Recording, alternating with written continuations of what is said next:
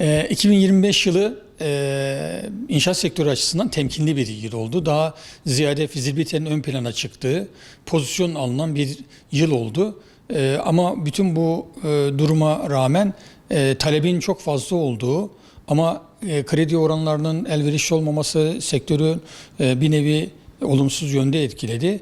Bütün bunlara rağmen son iki çeyrekte satışlarda kayda değer oranında bir artış oldu. Bir de bu bize 2026 yılı için umut veren bir durum. 2026 yılı 2025 yılından daha iyi olacak şekilde bir umut vaat ediyor. 25 yılında sıkı bir para politikası izlendi. Bu para politikasından dolayı finansmanla ilgili gerek alıcı gerek satıcı açısından finansmanla ilgili bir sıkıntı yaşandı. Zamanla bu sıkı para politikası enflasyonu bir miktar aşağı çekmesi, faizlerin periyodik olarak aşağı inmesi finansmanı yavaş yavaş ulaşılabilir hale getirdiğinden dolayı biraz daha ılımlı bir hava esti. Geçmiş dönemdeki en büyük sıkıntılardan biri yüksek faizin olması, krediye ulaşımın olmaması ve maliyetlerin çok fazla artmasıydı. 500 bin konut projesini sektör olarak biz de destekliyoruz. Çünkü barınma zaruri bir ihtiyaçtır. Sosyal devlet ilkesi olarak devletin barınmayı karşılaması için bir çözüm üretmesi lazımdı. Bu açıdan önemli bir girişim bu. Çünkü kira fiyatlarının ayyuka çıktığı, konut talebinin karşılanmadığı bir süreçteydik. Aynı zamanda bununla birlikte tabii riskli yapı stoğumuz çok önemli.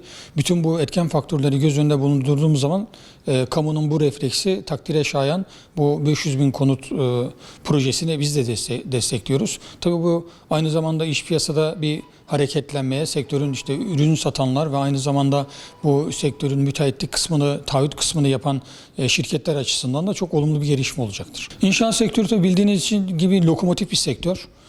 Gerek istihdam yönüyle gerek ekonomiye katkısı yönüyle önemli bir sektör. Aynı zamanda da insanlık tarihi kadar eski insanlar var olduğu günden beri inşaat devam etmiştir ve yaşadığı süre içerisinde dünya var oldukça da devam edecek olan çok önemli bir sektör. Barınmayı zaruri bir ihtiyacı karşılayan bir sektör. Tabii yalnızca bu konut açısından değerlendirilmemesi lazım. Fabrikasıyla, yoluyla, barajıyla büyük bir sektör. Dolayısıyla bu sektörün devamlı canlı tutulması lazım. Gelen global ekonomi, işte yurt dışındaki ekonominin gidişatından dolayı bu sürede talebi karşılanmayacak oranda bir üretim, bir satış söz konusu oldu. Bununla birlikte birikmiş olan bir kayda değer oranında bir talep söz konusu. Bununla birlikte bunun yanı sıra bizim bir riskli yapı stoğumuz var. 6.7 milyon, 7 milyona varan bir riskli yapı stoğumuz var. Bunun da acilen dönüşmesi gerekiyor. Bu birikmiş olan talep ve kentsel dönüşümü de göz önünde bulundurduğunuz takdirde önce belirttiğim gibi faiz oranlarının da aşağı inmesiyle finansman alıcı satış yönüyle ulaşılabilir olduğunda önümüzdeki dönemin daha umut verici sektörün ivmeli bir şekilde artacağını, inşallah sağlıklı, kontrollü bir şekilde bir artış da söz konusu olur.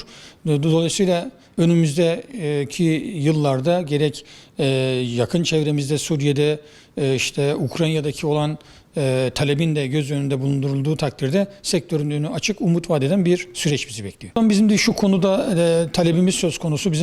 Bizim için en büyük girdi kalemi arsa. Arsa bir konutun maliyetinin yarısını oluşturuyor.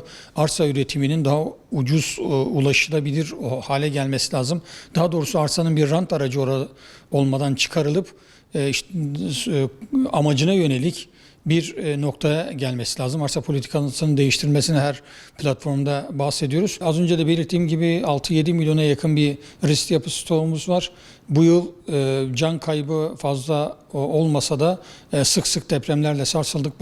Balıkesir merkezli depremlerle sarsıldık. Bize depremi unutturmadı. İnşallah önümüzdeki süreçte bir kentsel dönüşüm yönüyle ivme kazanan bir süreç olacaktır. Bu çünkü ülkenin bekası için kentsel dönüşüm hakikaten unutulmaması gereken ve çözüm üretilmesi gereken bir konu.